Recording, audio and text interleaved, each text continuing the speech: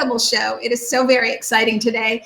It's the Plant-Based Business Hour at 1 o'clock, just like always, Tuesdays and Thursdays here on Jane Unchained. I'm Elysabeth Alfano, and before I get to my guest, let me just remind you, what I do on this show is, for me, it's quite simple.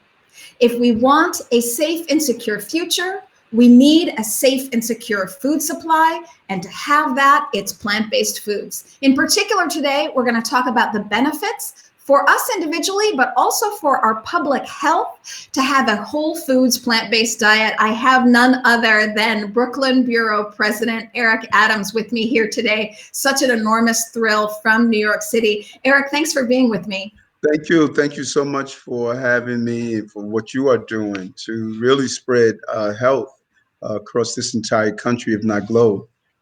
Well, that's exactly what we're going to do today. I'd like to talk about your particular story because it's such a good one. And then we're going to quickly get into all that you do in New York City. And then as a leader, really what I'll say, what you're doing for America. And for me, it's very important. But let's get into it. You have a book coming out, first of all, I'll say this October, called Healthy at Last, a plant-based approach to preventing and reversing diabetes and other chronic illnesses, because this is exactly what you did. Give us some graphic details about where you were and what you were eating at the time when you were not feeling well. You know, I often believe that my journey is like almost an ET moment of, I was not alone. And there's nothing special about what I did. I'm in a place, and I was in a place where so many Americans are today. And I really want to demystify that there's nothing special about me. I'm the typical American young man that grew up hoping for the best and almost expecting that when you reach a certain age level that you were going to deal with some form of chronic disease. We normalize that. And that age level hit me 4 years ago when I was out of the country and I was dealing with some pains in my stomach. I thought it was colon cancer because I lost a friend to colon cancer. And when I returned to America, I went to the doctor. My internist who had me go to a person that would check my colon and check my stomach and put me under anesthesia. When I came out, he shared with me that my colon was fine. I had an ulcer, but my real issue was my diabetes. I had type 2 diabetes, and he said that my A1C was at a coma level. He says, I'm surprised, Eric, that you are not in a coma. You're in the late stages. I lost my sight in my left eye. I was losing in my right. My ophthalmologist told me I was legally blind and I had to turn in my driver's license. I was not allowed to drive anymore. And I was experiencing nerve damage in my hands and feet, tingling that I was ignoring for some time. Little did I know it was permanent nerve damage, and as well as high cholesterol, high blood pressure, just the entire package. And Elizabeth, the strange thing was when the doctor told me I was diabetic, a part of me said, well, Eric, you knew it was coming. You knew that your mother's diabetic, your family members are either pre-diabetic or diabetic. So I almost thought that I knew this was coming. But then when he tied in my vision loss to it, that's when I said, wait a minute, I'm not going for it. Yeah, I love this story because, as you say, you are so very special, but you are the average American in that you're eating the standard American diet, and we are sold a story that it's a rite of passage. You get older, you get these chronic diseases as if we all inherit them. Right. But we do not. We do not inherit them. We're going to talk today about how we actually reverse them. And we reverse them not through a life committed to pills, but we reverse them through eating. I mean, what could be more fun? Eating the right things. So before we talk about that, just tell me, what were you eating before you reversed your diabetes? Which, by the way, I mean, you're losing your vision, you're tingling in all your legs, some potentially permanent damage. We don't have to live like this. So what were you eating that was bringing these things on? The American diet, meat was the center of my plate. I felt as though if I didn't have meat at the center of my plate, my meal was built around the meat. And actually growing up, if you went to one of your friends' home and they did not have meat at dinner and talked about that you're too poor to have meat. What is a meal without meat? And everything was fried, heavy processed, sugar, just really, when as I look back over it, the technology of the creator is amazing, because how did I last that long on eating the food that I was eating? The fast food, the hamburgers. I was a police officer. So, doing the drive-through was just a regular. I was a master at the McDonald's 99 cents menu, grabbing all the food. You could get a chicken sandwich and a cheeseburger and a shake. Oh, it was just, it was horrendous. So, I think a lot of people don't realize, just like you didn't, that your diet could have these kind of ramifications and could cut your quality of life. Sometimes I talk to people about plant-based nutrition and they say, well, Elysabeth, what's the big deal? We're all living longer. And I say, no, we are dying longer, because you're cutting off your quality of life, regardless if you're extended by pills. Nobody wants to live that way. And certainly no one wants to live with reduced vision and pain in your stomach and your thighs and things. So you decide, against doctors' recommendations, to reverse everything with a plant-based diet. This little section is going to be called A Shout Out to the Human Body. Tell us how long it took you to reverse and what you did. I went to see Dr. Esselstyn in Ohio from the Cleveland Clinic. Yes, I read up on Dr. Greger, Dr. Barnard, Dr. Osfeld, there was a couple other doctors that I read up on. And it was when I returned to the city, I looked at my fridge, Elysabeth, and after speaking to Dr. Esselstyn, I realized I had nothing but processed food, nothing but white flour, cheese, all the things that he talked about. And as I read the labels, so I threw all of that out. 3 weeks after going whole food, plant-based, my vision cleared up. 3 months after, my diabetes went in remission, my ulcer went away, my blood pressure normalized, all of the symptoms. I dropped 35 pounds to a real firm, solid weight. And my life I never looked back and realized the power of food and how fast it responds to you giving it what it needs to function. Yes. So I want to say to people here, if they think, oh, it's too late for me, or I've been eating meat and dairy for 4 decades, your body is waiting to help you out. It is amazing how it can come back and root for you in the span of like 3 or 4 weeks. And for you, brought you back your eyesight. And that to me is incredible. Yes, very powerful. And, just to dispel the rumor of that it's too late for you, my mom decided at 80 years old, 15 years diabetic, 7 years on insulin. Mom decided to join me, went whole food, plant-based. Within 2 months, she called me and told me, baby, they took me off insulin. And it's just your years of it really is not going to stop you from improving the quality of life. And you hit it out the park. Life is about not existing, but living. Yes. And the right food improves the quality of your life. And that's so important, because imagine I could have lived longer without my sight. I could have lived longer without fingers and toes. I could have lived longer with kidney failure. But that's I would have existed longer. That's not living. And life is about living, not existing. Yes, playing with your kids, your grandkids. Look at your mama coming back at 80. Oh, we love it.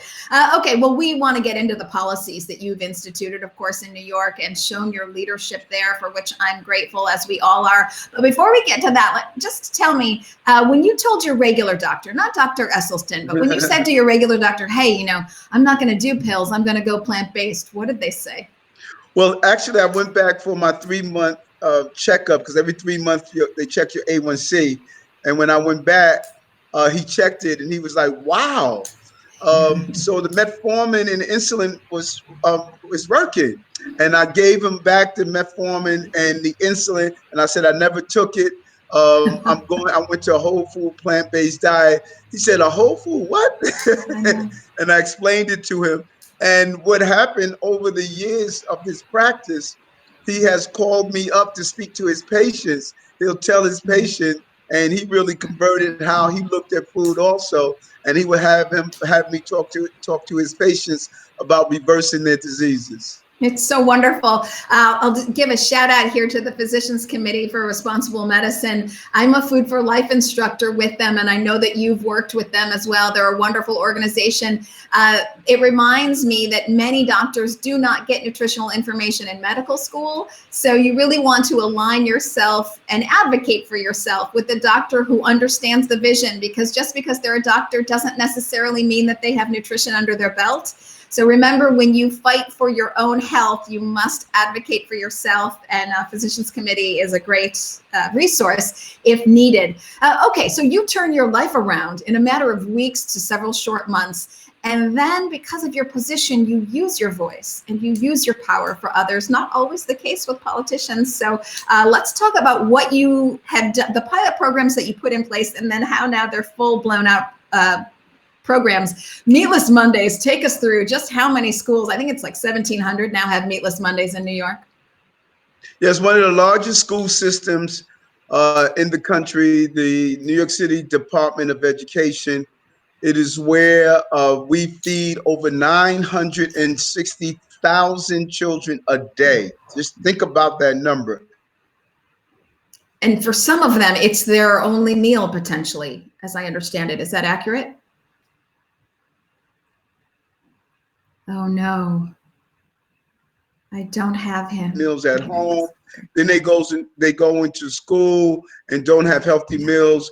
And so we introduced what's called Meatless Mondays into the school system. It's now throughout our entire school system. We also allowed it to spill over into some of our city agencies, such as hospitals, Department of Correction, where inmates are.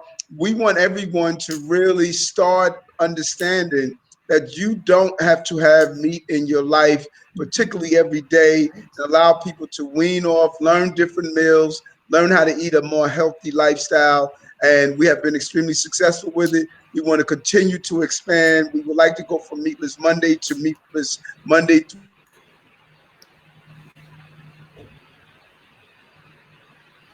Oh dear. Okay, we've lost him. He's going to pop back on the internet. You just never know how it's going to shake out. Let me just kind of continue that conversation with what he's doing. So he wants to take it from a Meatless Monday through a Meatless Monday through Sunday. And this is so important because the meals that kids get in schools, sometimes for a certain portion of society, that is their only meal. So it's very important from a nutritional standpoint. I'm just telling them to hop back on in case they're curious or they're not sure.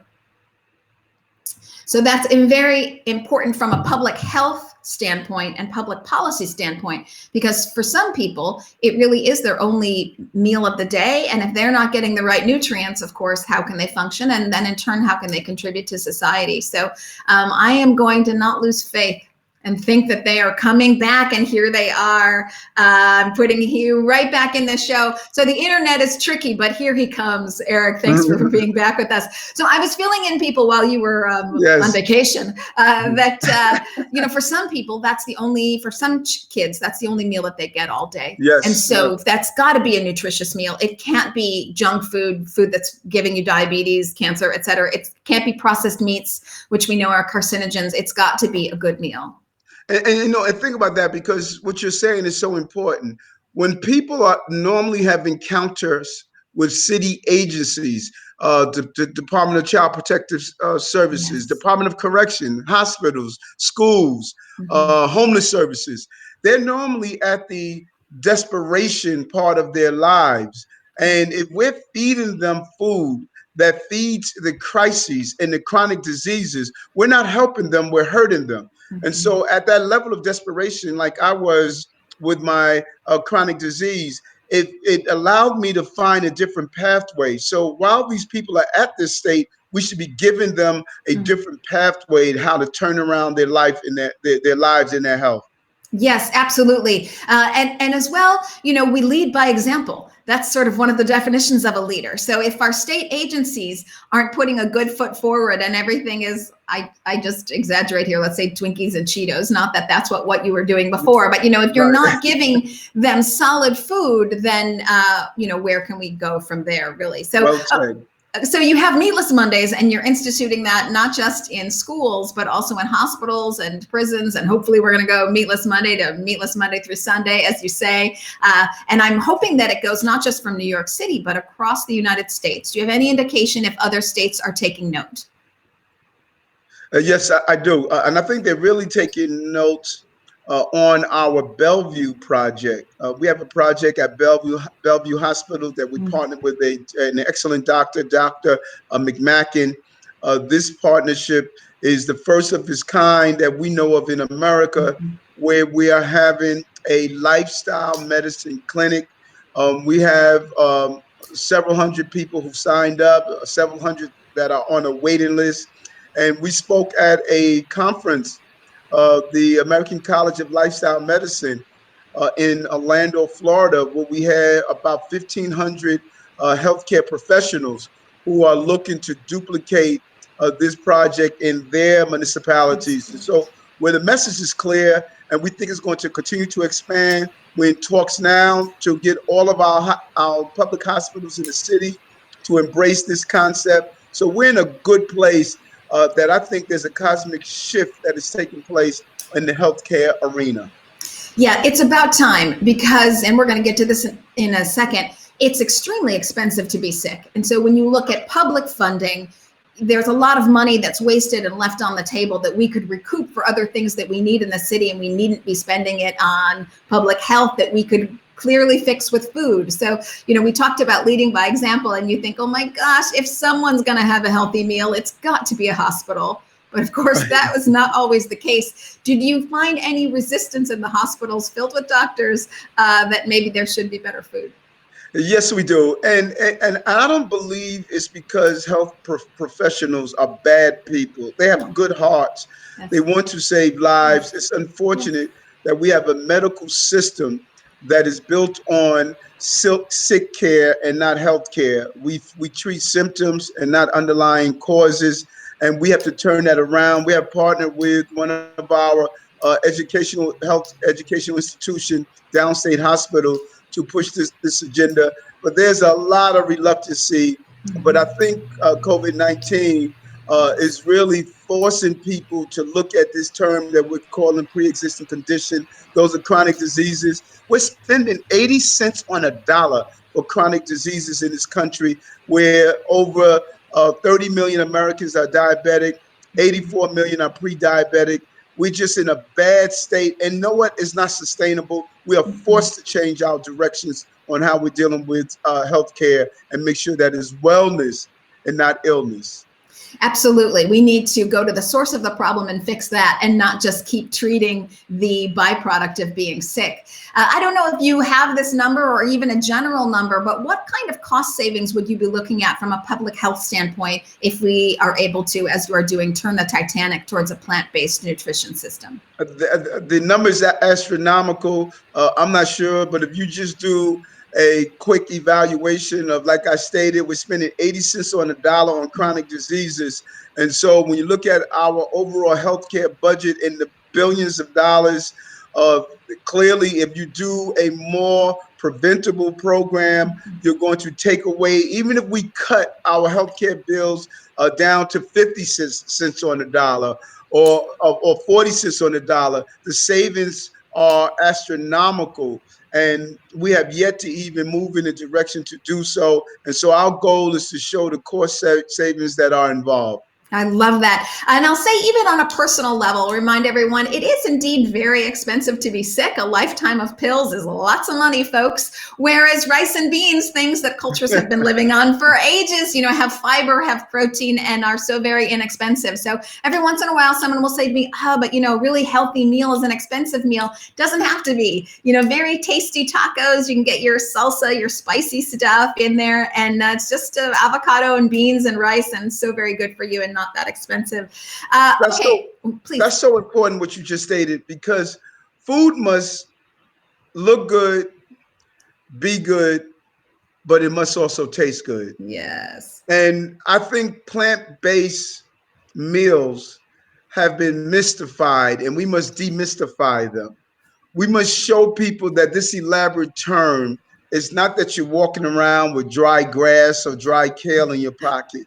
There's so many great meals. I really challenge people to go online and do a Google search or any type of search you use and search plant-based meals, plant-based desserts. I make a great dessert out of frozen bananas, frozen berries with a little freshly made peanut butter, and it is just so good. Or dates and date sugar mixed with sweet potatoes is a great little delicacy. And the number of meals you have out there now, you don't have to have a very stale or very dry meal. There are great meals where you can satisfy your hunger and enjoy your meals, but at the same time, you're feeding your body.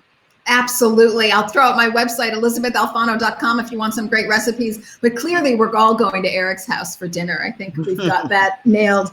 So you're talking about changing times and that we're at a pinnacle point of consciousness that maybe we're not on the right path and we'd like to do better for ourselves. And COVID-19, I think, has brought that to fruition. As I said in the beginning of the show, if we want a safe and secure future, we need a safe and secure food system, and that is plant-based foods. So let's talk a little bit about COVID. And I understand that there is a bill that has been launched in New York by Linda Rosenthal and Louis Sepulveda under the recommendations of folks like Dr. Fauci and others to ban wet markets in New York. Do you have any sense of if that will pass or what the temperament is there?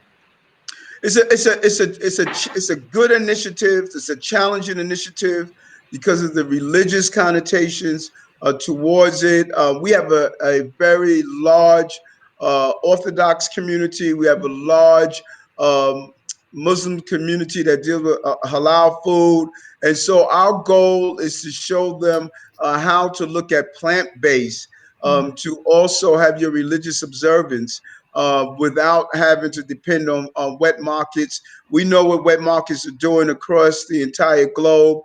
It is believed that this virus came out of a wet market, but not only this virus, clearly the cramping of these exotic animals and the killing of animals is really becoming a place where diseases are festering and growing, and we're going to have to take a close examination. And their bill is going to open the door to real good discussion. You know, sometimes when you have these major crises, it compels us to re-examine how we live life and how we take life away, and our overdependence on animal products is one of them.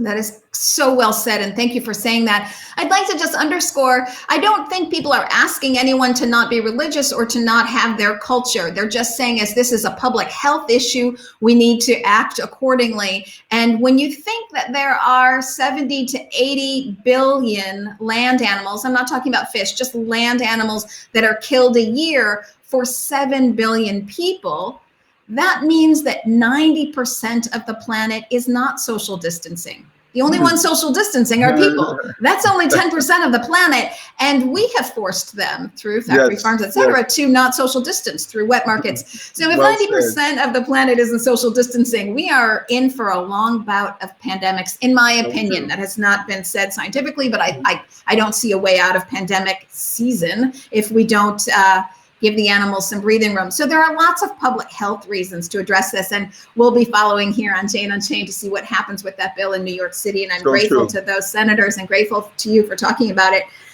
So I know, again, how tight your time is, but I have a couple exit questions that I'd love to ask you here. Looking forward. So we are in uncertain and strange times, and you have taken that opportunity to use your voice. Would you be kind enough to tell us what really are the important qualifications for a leader, and is that any different in uncertain times? No, that is an amazing question, and there is a different requirement for a leader in uncertain times than certain times. I believe in uncertain times, not only must you be of a substantive nature, but you also need the necessary symbolism.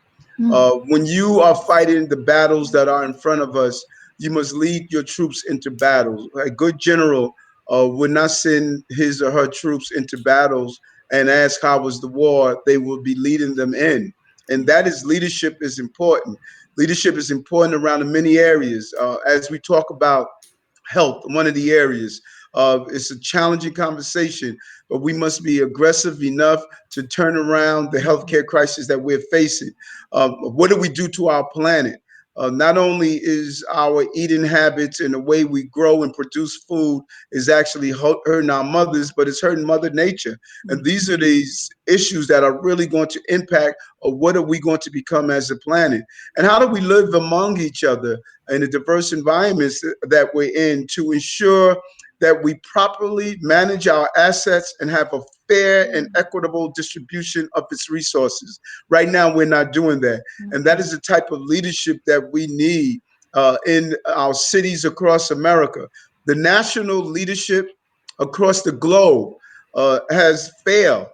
And it's going to take local grassroots leaders to really put their cities, their villages, their towns back in order. And it's a cross section of coming together in order to accomplish this task. And I think those are the traits we're going to need for our leaders to communicate, to be compassionate, to be almost stoic in nature, and our ability to understand and remain poised under fire. We see what happened here with this pandemic. It is only the beginning. It's unfortunate that because of the overuse of antibiotics, we're going to see various strains of superbugs. The science is showing that our new norm is unfortunately is going to be wearing a face covering and plastic gloves. And if we don't change our direction, we're not going to have a planet to leave for our children. And I'm not going to sit back and watch that happen. I love that you say that. Thank you for your leadership. I'll call on corporations to do the same thing. They too play an amazing role here. And I call on corporations to start shifting their product lines from animal-based products to plant-based products. Might require a little bit of investment up front, but together we can make that shift, and our planet and future and our children's future really depends on it.